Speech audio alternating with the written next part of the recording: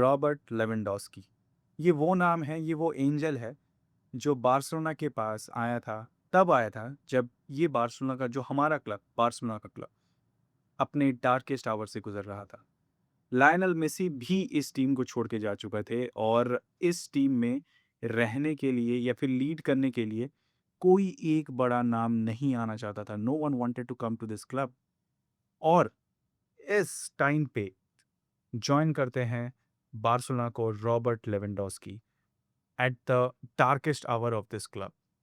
और सिर्फ जॉइन ही नहीं करते हैं, अगर किसी भी फैन को जो नए-नए क्लब बार्सिलोना को फॉलो कर रहे हैं या फिर जिसने भी उस टाइम को नहीं देखा, जो शायद बहुत पुराने फैन्स ने देखना चालू किया, वो फ़ील शायद वो नहीं कर पाएँगे कि जब इस क्लब का फ़ाइनेंशियल कंडीशन इतना ख़राब था कि कोई अ, हमें सब राइट ऑफ कर रहे थे। यूरोप में सब बोल रहे थे 2-3 साल के बाद तो ये क्लब शायद ही रहेगा एक्जिस्टेंस में। कुछ ये बोल रहे थे कि ये क्लब अब बिकने वाला है ताकि कोई कॉर्पोरेट बड़े बिजनेस से के सामने बिकने वाला है ताकि सरवाइव कर पाए।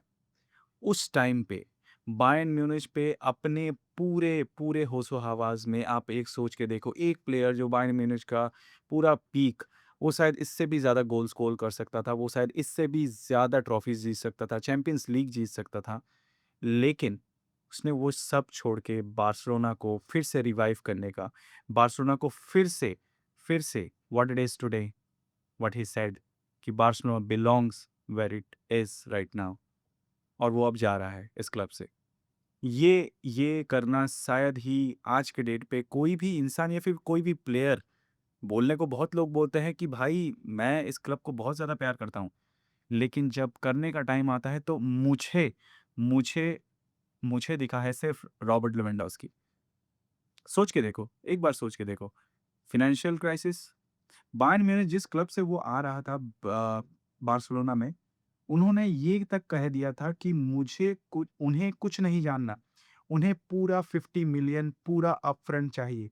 देयर इज़ नो कि आप लोन पे ले लो, आप उसको ईयर बाय ईयर पे करते हो, नो। और उन्होंने ऐसा क्यों किया? उन्होंने अपफ्रंट माँगा कि भाई हमें 50 मिलियन चाहिए तभी हम लेवेंडोस्की को जाने देंगे। और इन्होंने ऐसा क्यों किया? रीज़न क्या दिया? क्योंकि उन्हें ये शक था कि ये बार्सिलोना क्लब अब 2 साल में कहीं एक्जिस्टेंस में ही नहीं रहेगी। That's what Bayern Munich said.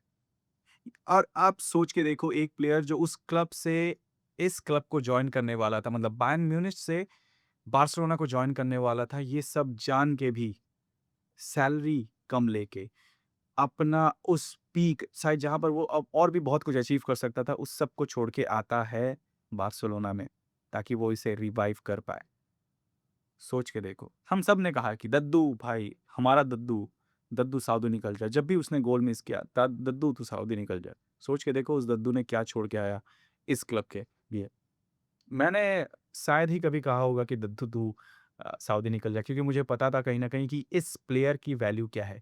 उस ड्रेसिंग रूम में जो एक पूरे यंग लैड से भरी हुई है, ला मासिया किड से भरी हुई है, आज जिसे हम लोग पेड्री, लामिन यमाल या फिर किसी भी आप एक नाम ले लो अभी करंट जो बार्सिलोना स्क्वाड में है। आप ले लो, फर्मिन लोपेज़ ले लो, डैनी ओल्मो ले लो, कोई भी ले लो। उन्हें लीड करने के लिए कोई नहीं था अप फ्रंट, या फिर ड्रेसिंग रूम में कोई लीडर नहीं था। उस टीम को लीड किया इस बंदे ने, अपना पीक छोड़ के। स्टैट्स पे आएँगे, स्टैट्स पे क्या है भाई, स्टैट्स पे इस बंदे का कोई, ये हमारे जनरेशन का one of the greatest striker है। अपने पहले ही सीज़न में 2022-2023 सीज़न में ही, पहले ही सीज़न में रॉबर्ट लेवेंडोस्की ने 33 गोल्स मारे और पहले ही सीज़न में ना कि बार्सिलोना के साथ रह के पीसीजी जीता, अपना पहला ला लीगा का टाइटल भी बार्सिलोना के साथ लिफ्ट किया और उसके साथ सुपर कोपा दे इस्पाना भी जीता। लेवेंडोस्की ने अपने पहले ही सीज़न में 33 गोल, सोचो ये एक बंदा जो 34 की उम्र में बायर्न म्यूनिख का पीक छोड़ के बार्सिलोना आ रहा है, जहाँ पर कोई कन्फर्मेशन नहीं है, कोई स्टेबिलिटी नहीं है, ये नंबर्स प्रोड्यूस कर रहा है। अब सोच के देखो, ये बंदा अगर बायर्न म्यूनिख पे रहता, जहाँ पर और भी कहीं ज़्यादा चांसेस उसके पास हो सकते थे, गोल स्कोर करने के लिए, बैलन डॉर जीतने के लिए, कहीं न कहीं चैंपियंस लीग जीतने के लिए। सोच के देखो एक बार। इसके बाद आता है हमारा 2023-2024 सीज़न, जहाँ पर उसने 26 गोल का टोटल गोल स्कोर किया और वहाँ पर अगर मैं भाई बोलूँ कि ये बंदा, मतलब क्या ही और प्रोड्यूस कर सकता। मैं एक बंदा मतलब अपने पूरे सीज़न में 26 गोल्स अप फ्रंट अकेला प्रोड्यूस कर रहा है, जहाँ पर उसके पास वो प्लेयर्स नहीं हैं जो शायद उसको 100% आउटपुट दे सके, जहाँ पर बायर्न म्यूनिच के पास उसके पास वो प्लेयर्स होते। वो यहाँ पर एक एक डिफरेंट सेट ऑफ स्टाइल, एक डिफरेंट सेट ऑफ मैनेजर ये ज़ावी के अंडर पे खेल रहा था और कहीं न कहीं वहाँ पर भी लेवेंडोस्की ने बार्सिलोना फैन्स को या फिर बार्सिलोना को वो नंबर प्रोड्यूस करके दिए जो बार्सिलोना के एक स्ट्राइकर को हम देख सकते हैं कि भाई हाँ, बार्सिलोना जैसे क्लब पे तो इतना तो मिनिमल आपको प्रोड्यूस करना ही होगा एक सीज़न में। हमने यहाँ पर एटो को देखा है, हमने यहाँ पर सुआरेज़ को देखा, हमने कई प्लेयर्स को देखा as a number 9 but Robert Lewandowski उन लिस्ट में अब शामिल होंगे क्योंकि he is one of the greatest goal scorer, one of the top 11 goal scorers, 119 goals in for Barcelona उसने स्कोर किया है। इस बंदे ने, रॉबर्ट लेवेंडोस्की ने। और इसके बाद आता है 2024-2025 का वो फ़ेमस अ, स्को वो फ़ेमस सीज़न जहाँ पर रॉबर्ट लेवेंडोस्की 42 गोल्स का एक सीज़न ड्रॉप करता है और इसी सीज़न में हमें लामिन यमाल, रफ़ीनिया और रॉबर्ट लेवेंडोस्की वो फ़ेमस ट्रियो मिलता है जो शायद आज के बाद हिस्ट्री बुक्स में या फिर हम बार्सिलोना फैन्स में हम हमेशा याद रखेंगे कि कोई एक ऐसा ट्रियो था जो शायद एमएसएन के बाद शायद पेड्रो डेविड विला मेसी इन सब के बाद बहुत सारे प्लेयर्स जो कि आज लेजेंड्स हैं उनके बाद भी ये प्लेयर आ रहे हैं। ये ट्रियो क्रिएट हुआ था जो बार्सिलोना के डार्केस्ट आवर में क्रिएट हुआ था और उन्होंने ये नंबर प्रोड्यूस किया था। लेवेंडोस्की ने हर एक अब देखो ये सब स्टैट्स तो भाई इन इन बुक्स पे हैं।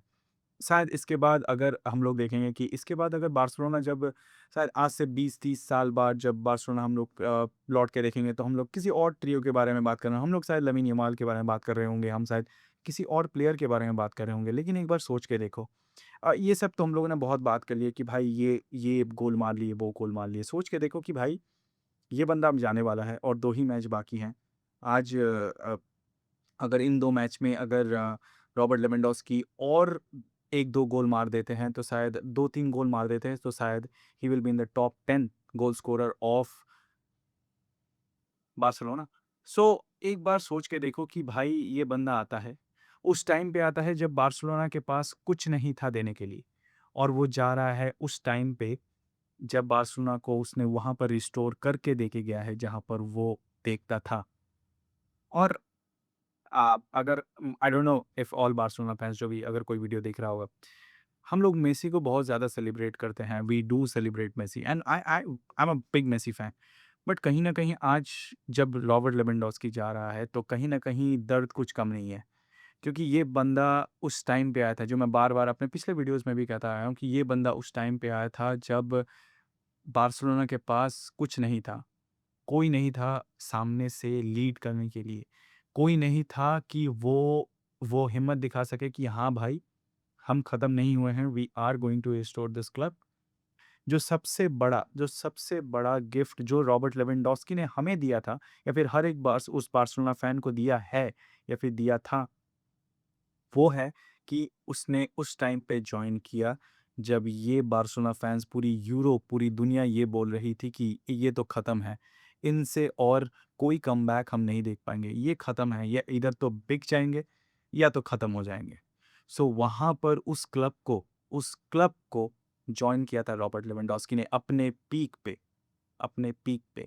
तो ये बात शायद मेरे अंदर एटलीस्ट तो हमेशा रह जाएगी। कोई भी प्लेयर आ सकता है, कोई भी प्लेयर जा सकता है, बट रॉबर्ट लेवेंडोस्की ने जो बार्सिलोना के लिए जो गिफ्ट देके गए हैं, उसके बाद हर एक सीज़न में जितने भी ट्रॉफीज़ देके गए हैं, आई थिंक दैट 100% और उसका बहुत बड़ा कंट्रीब्यूशन आज अगर हम लोग देख रहे हैं जहाँ पर बार्सिलोना है, दैट्स सोल रीज़न और one of the reason goes to Robert Lewandowski.